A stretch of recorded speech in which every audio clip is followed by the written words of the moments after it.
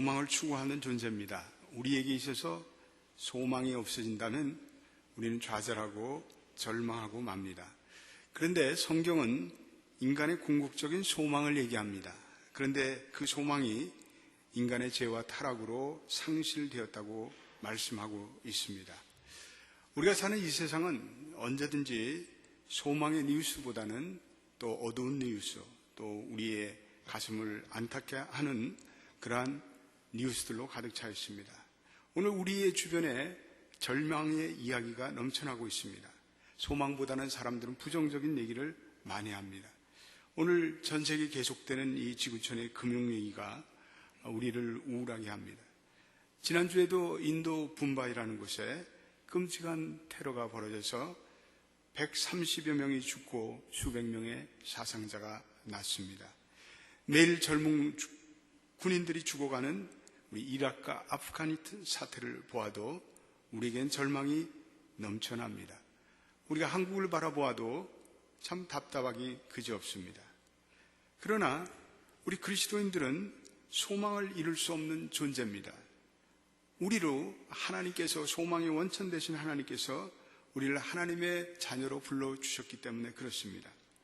성경은 우리의 심령과 우리의 가정과 우리의 교회가 또 이 나라도, 이 지구촌도 오로지 그리스도께 돌아갈 때 소망이 있다고 말씀합니다. 그리스도를 우리의 구원자로 모실 때 구원이 임합니다. 이사야 59장 20절에 여호와께서 가라실 때 구속자가 시온에 임하며 야곱 중에 죄가를 떠나는 자에게 임한다고 말씀하고 있습니다. 하나님께서는 자기 죄를 깨닫고 그 죄를 회개할 때 구원자가 임할 것이라고 말씀하고 있습니다. 회개하는 자에게 소망이 임한다. 회개하는 자에게 빛이 임한다고 말씀하고 있습니다. 오늘 본문은 세례 요한이 예수 그리스도의 오심을 준비하면서 선포하신 말씀입니다. 세례 요한은 구약에 이사야와 같이 특별히 예수 그리스도의 오심을 준비하는 선지자입니다. 그는 예수님과 동시대에 살았던 사람입니다. 그리고 그는 광야에서 외치는 소리가 되어서 예수님의 오심을 예비하였다고 말씀하고 있습니다. 그의 메시지는 철저히 이 회개에 초점을 맞추고 있습니다. 오늘 우리가 읽은 3절 말씀에 그는 이사야 선지자가 이사야 40장에 하신 말씀을 인용해서 이렇게 선포하고 있습니다. 이사야 40장, 오늘 마태복음 3장 3절 말씀 한 번 더 같이 읽어보겠습니다. 시작.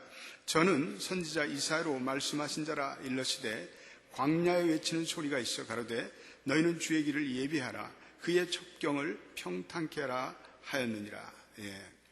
오늘 이 세례 요한이 던지는 메시지는 주의 오시는 길을 평탄케 하라 이렇게 말씀하고 있습니다.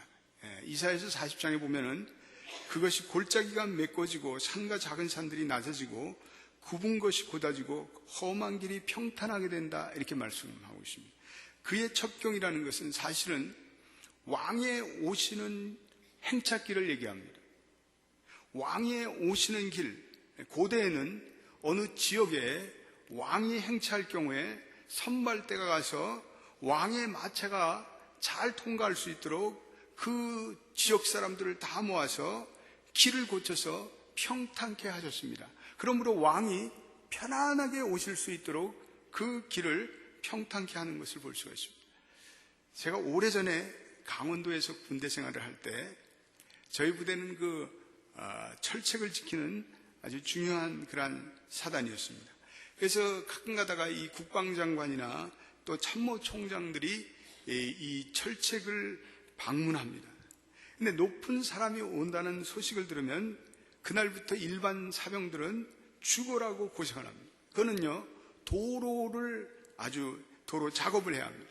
강원도에는 눈이 많이 내리기 때문에 밤이 새도록 그 제설 작업을 하고 또 길가에 나뭇가지를 다 치고 그리고 도로를 마사토라는 좋은 흙으로 이렇게 뿌려 평탄케 합니다.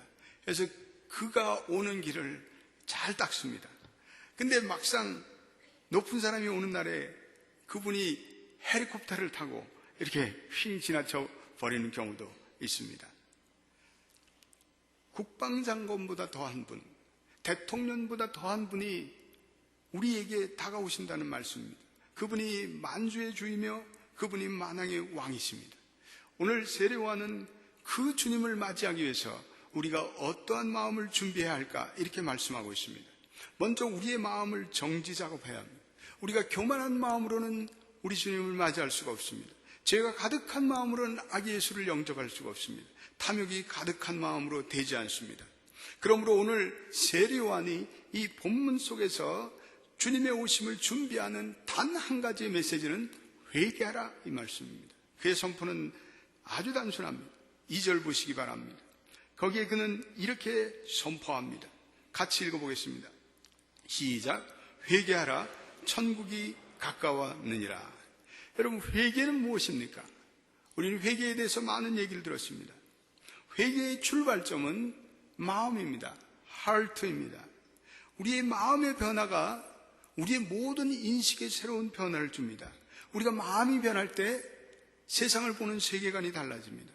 신앙이라는 것은 절대로 마음의 문제입니다. 마음이 가난한 자가 하나님을 본다고 말하지 않았습니까? 마음이 깨끗한 자에게 진리가 열리는 것입니다. 그래서 신앙의 진리는 이거는 머리의 문제가 아닙니다. 우리의 마음의 이 하트의 변화입니다. 회개는 무엇보다도 죄를 지적으로 깨닫게 합니다. 처음에는 자기가 저지른 특정한 죄에 대해서 잘못을 깨닫게 되는데 점차적으로 구체적인 죄의 행동뿐 아니라 자기 자신이 죄성을 지닌 존재라는 것을 깨닫게 하는 것이 바로 우리 기독교 신앙입니다. 그러므로 회개의 출발점은 우리 모두가 죄인이라는 사실을 인정하고 받아들이는 고백으로부터 출발합니다. 로마서 3장 10절에 의인은 없나니 하나도 없다고 말씀하고 있습니다. 로마서 3장 23절에 모든 사람이 죄를 범하였으며 하나님의 영광에 이르지 못하였다고 말씀하고 있습니다. 베드로 사도가 예수님을 맨 처음에 만나 그는 주여 나를 떠나소서 나는 죄인이로소이다 이렇게 고백하였습니다. 사도 바울은 자기를 가리켜서 죄인 중에 괴수라고 고백하고 있습니다. 성 프란시스는 자기를 가리켜서 나는 죄의 벌레라고 고백하였습니다.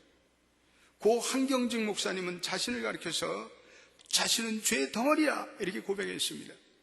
유명한 성서 신학자 박윤선 목사님은 말년에 자기를 가리켜서 나는 83년 된 묵은 죄인이라 이렇게 자기를 처절하게 고백하였습니다. 성화된 삶을 살아가는 사람들의 특징은 죄가 얼마나 끔찍하며 죄가 얼마나 지겨우며 죄가 얼마나 해롭다는 것을 끊임없이 인식하며 살아갔습니다. 죄라는 것은 하나님의 영광을 욕되게 하며 하나님의 자비를 욕되게 한다는 것을 깨닫고 그 죄의 영향력에 대해 피눈물 나도록 싸웠습니다.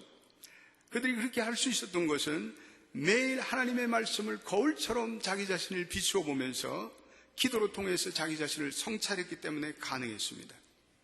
우리가 매일처럼 죄를 결단하고 우리가 결단하고 죄를 미워하지 않는다면 우리는 금방 죄의 영향력에 빠져버립니다.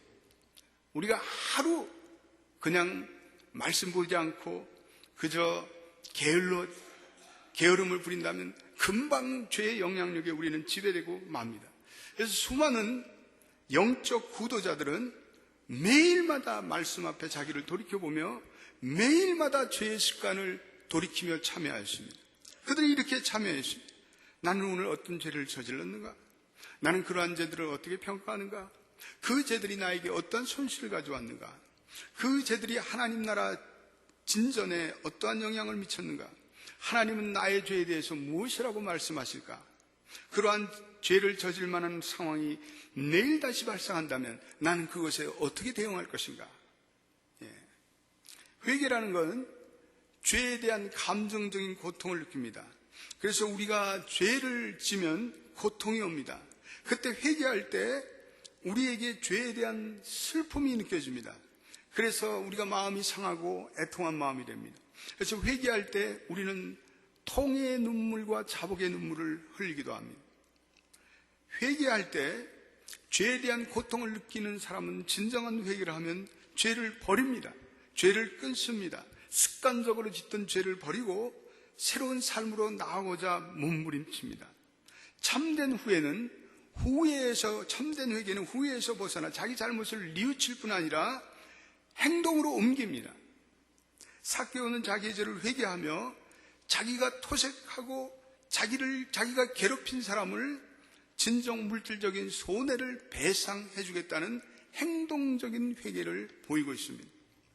오늘 본문에서 세례요한이 회개에 합당한 열매를 맺으라 말씀하고 있습니다. 이 똑같은 본문을 누가복음 3장 11절로부터 14절에 세례요한은 회개에 합당한 열매가 무엇입니까? 묻는 질문에 너희들이 입을 것과 먹을 것이 남거든 가난한 자에게 주라 이렇게 얘기하고 있습니다. 정한 새 외에는 늑칭하지 말라, 강포하지 말고 요를 족한 줄 알라라고 구체적인 회개의 가이드라인을 주었습니다. 오늘날 말로 표현한다면 좀 나눠주라, 좀 베풀며 살라, 그게 회개다. 정한 세만을 징수해라, 그리고 받는 네 월급에 자족해라. 이런 회개의 구체적인 가이드라인을 주고 있습니다. 한마디로 탐욕에 빠지지 말라 이런 말씀을 주고 있습니다. 저는 지난주에 어느 신문을 읽어가다가 백순 교수라고 우리 자랑스러운 코리안 아메리칸인데 컬럼비아 대학 경제학 교수로 있는 분인데 그분이 금융위기와 청지기 사상이라는 글을 쓴 것을 보게 되었습니다. 그분이 그 대학 교수인데 어떻게 이렇게 신앙적인 내용의 글을 썼는가 흥미롭게 제가 느껴졌습니다. 근데 그분이 지금의 경제 금융위기를 이렇게 진단하면서 굉장히 신앙적인 통찰을 하였습니다. 그분이 이런 얘기를 했습니다. 오늘 금융위기의 책임은 소비자와 금융회사와 정부 세 3자가 다 책임이 있다는 그런 얘기를 그 글에 적고 있습니다. 소비자들이 너무 과욕으로 지나치게 주택 구입에 몰두하고 그래서 그 폭등된 가격으로 부의 축적과 그리고 소비의 증대에 집중해왔다는 것입니다. 그러면서 이 주택 가격이 거품이 폭발하면서 연쇄적인 금융 경색이 왔다는 것입니다. 정부는 정부대로 경기 회복을 과도하게 책동하면서 방만하게 금융시장을 풀어놓았기에 주택시장에 거품이 일게 되었다는 것입니다. 그래서 금융시장에 대한 적절한 규제를 못했기 때문에 라고 지적하고 있습니다. 세 번째, 그 현대 금융 자산관리자들의 지나친 탐욕을 그분은 지적하고 있습니다. 어떤 회사는 실제로 자본금은 200억 불인데 실제로는 7천억 불을 이렇게 금융상품으로 굴리는 투기적인 사업을 하였다는 것입니다. 그리고 그 자금 상품 관리자들에게 천문학적인 연봉과 보너스가 제공되면서 결국은 월스트리트 사람들이 더욱더 욕망의 굴레에 빠져갔다는 것입니다. 절제 없는 소유가 이루어지고 절제 없는 무한전쟁이 결국은 탐욕적인 자본주의를 추구하면서 인류 전체의 어떤 멸망의 만몬신의 유혹에 빠뜨렸다고 그분은 지적하고 있습니다. 그러면서 그분이 지금의 경제 위기는 하나님께서 자본주의의 경제 체계에 내리신 일종의 시련이다 이렇게 표현하고 있습니다. 하나님이 이 모든 것의 주인 되는 것을 깨닫지 못하는 지나친 탐욕으로 인간들이 살아갈 때 하나님이 내리신 시련이다. 그분이 굉장히 소프트한 표현을 사용하고 있습니다. 그러면서 모든 것이 하나님의 것이다. 인간이 하나님이 주신 이 청지기 직분을 망각하고 살아갈 때 오늘 이 금융위기는 계속될 수밖에 없다. 이렇게 그분이 진단을 내리고 있습니다. 경제학자인데 아마 독실한 크리스찬인 것 같습니다. 그렇습니다. 오늘 인간이 이 하나님이 만드신 하나님의 기준, 인간은 주인이 아닙니다. 인간은 하나님이 주신 이 모든 만물을 잠깐 우리가 있는 세상에 다스리고 또 나누고 해야 되는데 그렇지 않고 인간이 계속해서 무한한 탐욕과 그리고 자기 모순에 빠지면 인류 사회는 붕괴를 맛볼 수밖에 없습니다. 오늘 월가의 문제는 금융정책에 있는 것이 아니라 그것은 결국은 인간의 도덕의 문제와 윤리의 문제에 기착됩니다. 따라서 인간의 근본적인 영성의 문제에 귀착됩니다. 우리 모든 인간의 삶과 인간의 문제를 뿌리채 그 근원을 따지고 들어가면 다 영의 문제입니다. 영성의 문제입니다. 그러므로 인간에게는 끊임없는 영적 각성이 뒤따르지 않는다면 인간 사회는 인간 스스로가 만드는 죄악의 굴레와 욕망의 굴레로부터 헤어날 길이 없습니다. 이것은 인류 전체가 멸망하고 마는 것입니다. 왜 회개가 중요합니까? 왜 하나님께서 이 회개를 그토록 강조하십니까? 첫째로 우리가 우리의 죄를 회개하면 하나님의 용서가 임하기 때문에 그렇습니다. 요한일서 1장 9절 만일 우리가 우리의 죄를 자백하고 고백하면 저는 미쁘시고 의로우사 우리의 죄를 사하시며 모든 불의에서 우리를 깨끗게 하신다고 약속하셨습니다. 죄가 고백되는 곳마다 하나님의 사죄의 은총이 임합니다. 그리고 하나님과의 교제가 회복됩니다. 두 번째, 회개할 때 천국이 우리에게 임합니다. 오늘 주신 말씀에 회개하라 하나님 나라가 가까웠느니라 라고 말씀하지 않습니다. 회개할 때 천국이 우리의 마음에 임합니다. 우리가 죄를 회개하면 죄의 죄책감으로 인한 고통스러운 죄책감이 사라집니다. 죄에 대한 고통에서 벗어납니다. 그리고 우리의 마음이 평안해집니다. 그리고 우리의 마음에 기쁨이 임합니다. 회개할 때 성령이 충만합니다.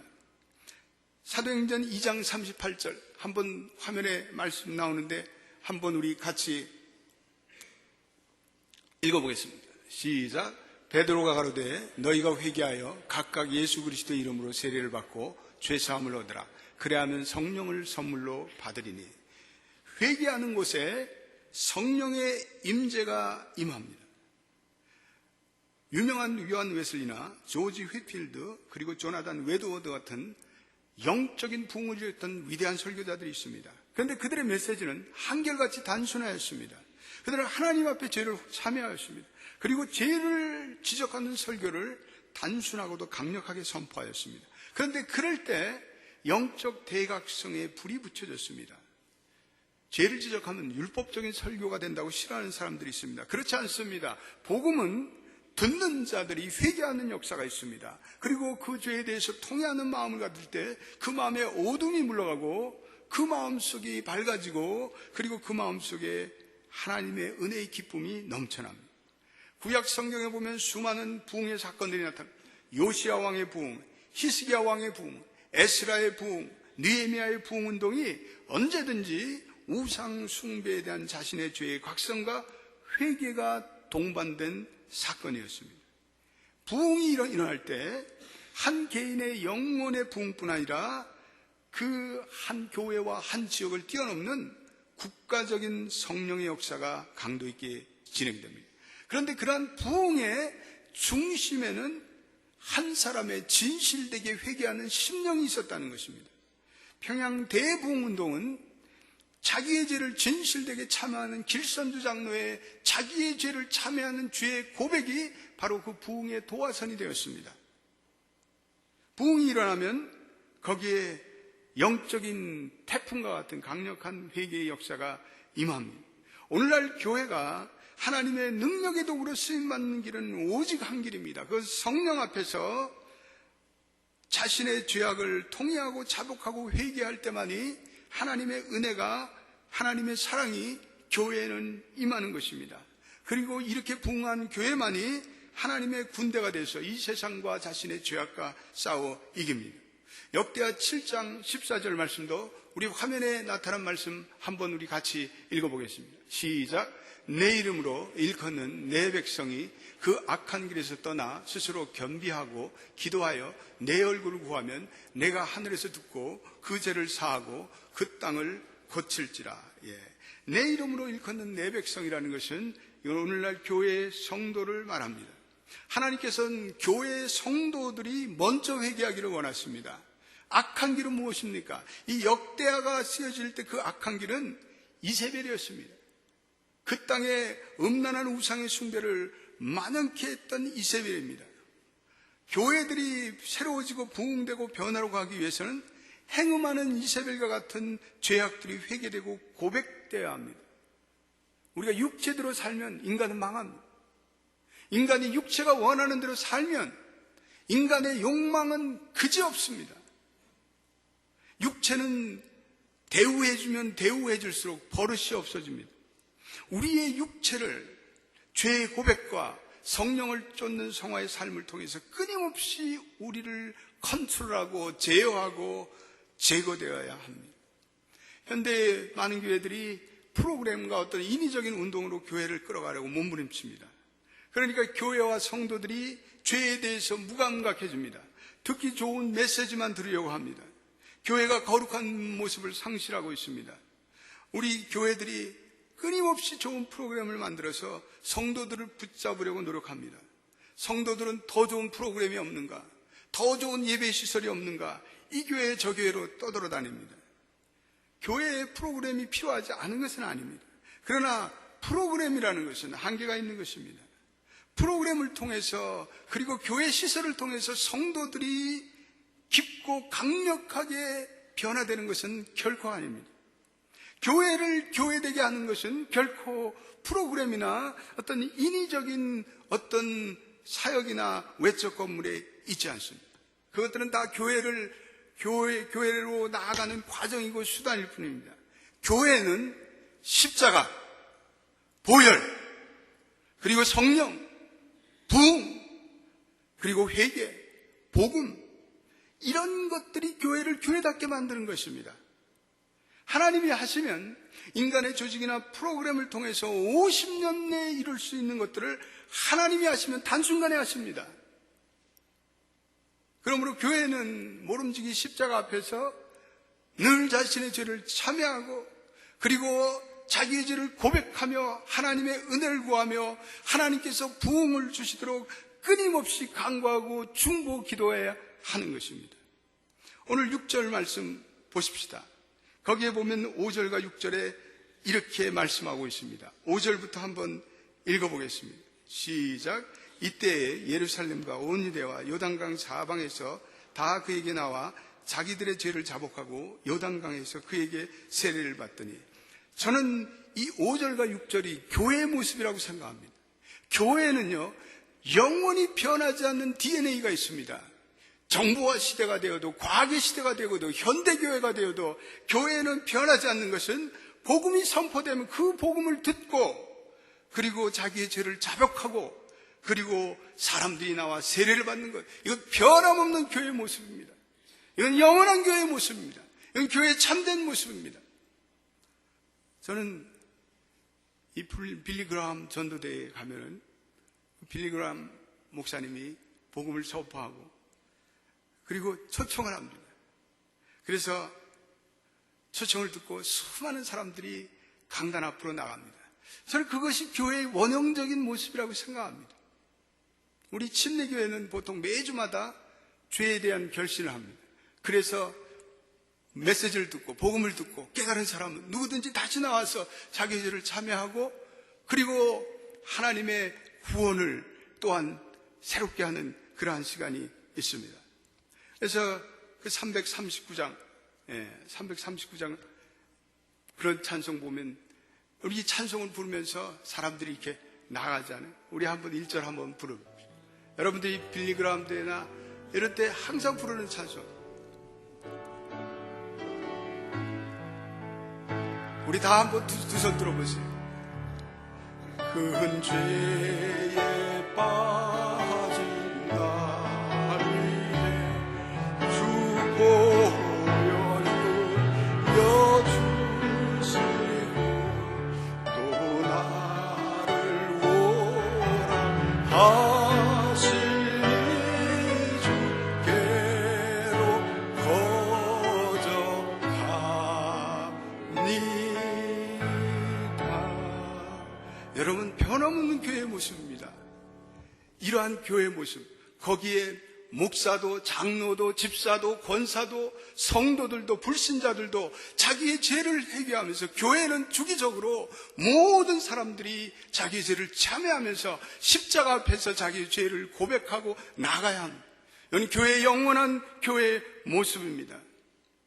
교회는 바로 이 십자가와 보혈과 부흥과 성령과 선교와 회개와 복음을 선포하는 곳입니다. 교회는 그러한 곳이 되어야 합니다. 회개하는 곳에 질병으로부터 치유받는 은혜가 나타납니다. 야고보서 5장 15절로부터 16절, 믿음의 기도는 병든 자를 구원하리니 주께서 저를 일으키시라.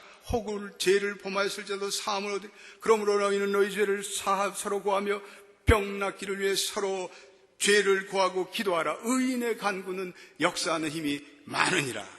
여러분, 죄를 구하는 그곳에 치유의 역사가 일어납니다.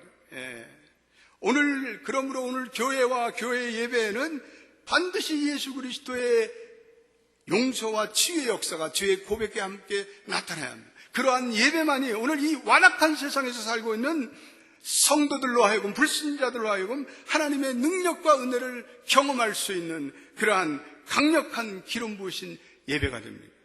오늘 그러한 예배들을 통해서만이 불신자들이 주님께로 돌아오고 하나님께 회심하고 또 교회가 계속해서 하나님께 영광을 돌릴 수가 있습니다. 회개할 때 하나님의 축복과 비전이 주어지기 때문에 그렇습니다. 누가복음 15장에 보면 탕자의 비유가 나옵니다. 탕자가 회개하고 아버지의 집에 돌아오니 엄청난 축복이 임합니다. 아버지가 돌아온 아들을 불쌍히 여깁니다. 목을 안고 입을 맞추고 그리고 목욕을 시키고 새 옷을 입힙니다. 그리고 손에 가락지를 끼우고 그리고 발에 신발을 시키고 그리고 송아지를 잡아 잔치를 베풉니다. 한 영혼이 회개하며 돌아올 때 하늘나라에선 놀라운 축복의 천국잔치가 열립니다. 이 땅에서는 하나님의 은혜와 축복이 임하고 새로운 비전과 새로운 소명이 그에게 주어집니다. 대강절의 이 첫째 주를 맞아 우리의 죄를 참여하십시다. 우리의 죄를 고백하십시다. 그리고 예수의 보혈의 은혜를 계속해서 간구하면서 아기 예수가 가져오는 복음의 놀라운 역동적인 소식이 나에게 임하는 주님의 복음이 되게 하옵소서. 간구하시는 여러분 되시기를 예수의 이름으로 축원드립니다. 기도하겠습니다.